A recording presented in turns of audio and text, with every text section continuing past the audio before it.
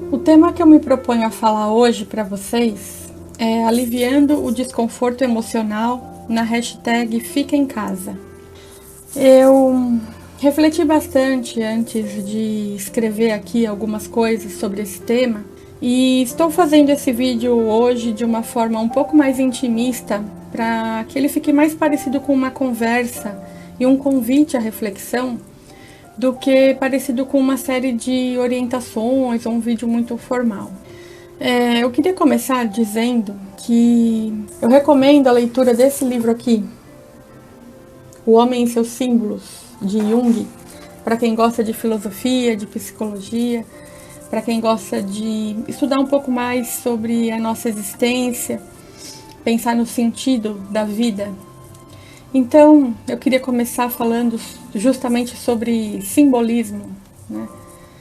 O que será que essa pandemia tem de simbólico? O que nos diferencia dos animais, nós seres humanos, é justamente essa habilidade, essa capacidade de simbolizar as experiências. Então, minha primeira pergunta seria: que sentido, que significado está tendo para você essa experiência da pandemia e a experiência da hashtag Fica em Casa?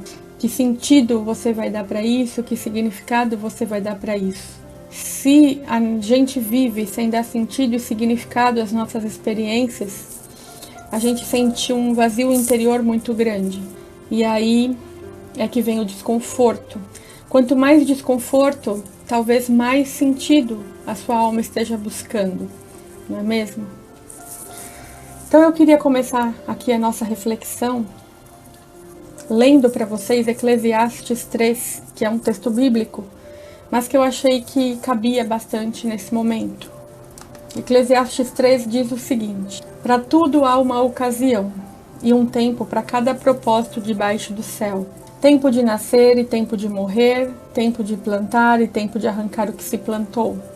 Tempo de matar e tempo de curar, tempo de derrubar e tempo de construir, tempo de chorar e tempo de rir, tempo de prantear e tempo de dançar, tempo de espalhar pedras e tempo de ajuntá-las, tempo de abraçar e tempo de se conter, tempo de procurar e tempo de desistir, tempo de guardar e tempo de lançar fora, tempo de rasgar e tempo de costurar, tempo de calar e tempo de falar, tempo de amar e tempo de odiar, tempo de lutar e tempo de viver em paz. Por isso, eu acho que para a gente aliviar o desconforto emocional que a gente está sentindo, a gente tem que se dar um tempo. A gente tem que se perguntar que tempo é esse que a gente está vivendo, que sentido tem, que significado tem para a minha própria vida e para a humanidade. Estamos de luto, luto do que não sabemos se vai ser possível viver e de que forma vai ser possível viver. É um luto antecipatório. E para todo luto, há necessidade de tempo.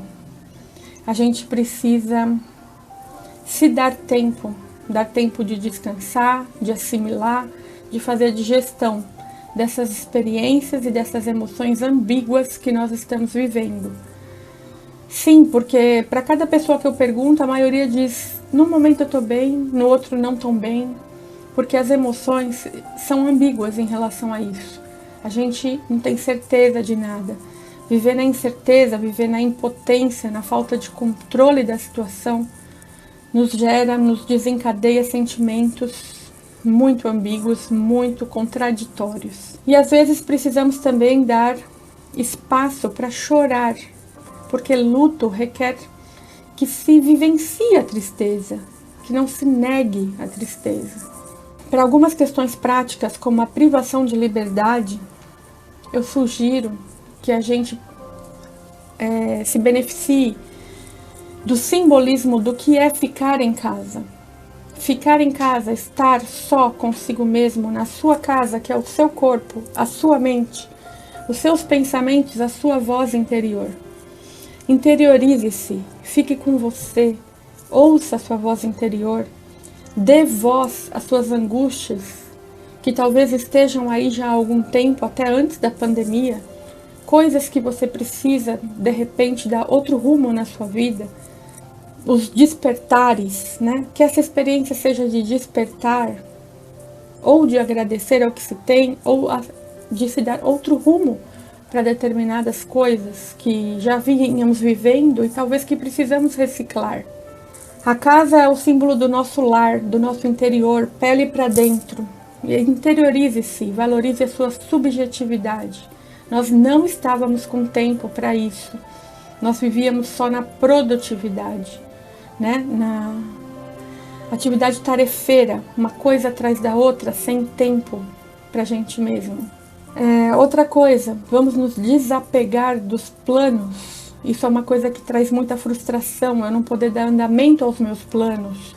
Então eu queria me casar, eu queria fazer festa de chá de bebê, eu queria viajar nas férias de julho, eu queria passar feriados prolongados na praia, eu queria pôr em prática o meu novo negócio e muita gente está com os planos impedidos.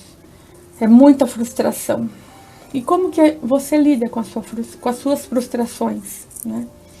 Vamos considerar esse momento um momento de estender a nossa tolerância à frustração.